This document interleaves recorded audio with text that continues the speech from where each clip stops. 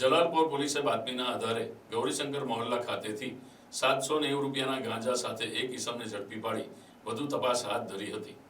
છેલ્લા કેટલાક સમયથી નવસારી શહેર તેમજ જિલ્લામાંથી ડ્રગ્સ પકડાવાના બનાવો વધી રહ્યા છે. ત્યારે આજે જલાલપોર પોલીસને બાતમી મળી હતી કે જલાલપોરના ગૌરીશંકર મોહલ્લામાં એક ઈસમ ગાંજાનો જથ્થો રાખી તેનું વેચાણ કરે છે.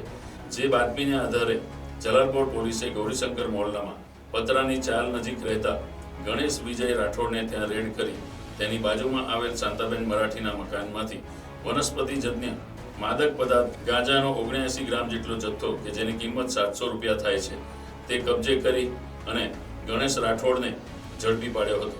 આ ગાંજો ગણેશ રાઠોડ દ્વારા વેચાણ માટે રાખવામાં આવેલો હતો, જેથી ગણેશ રાઠોડને જલાલપોર પોલીસે NDPS એક્ટ હેઠળ ઝડપી પાડી તેની વિરુદ્ધ NDPS એક્ટ 1985 હેઠળ ગુનો દાખલ કરી તેના બીજા એક સહયોગી ગાડાચાલ ખાતે રહેતા આયુષ નામના ઈસમને વોન્ટેડ જાહેર કરી વધુ તપાસ હાથ ધરી છે. Bureau report NTC news Navsari.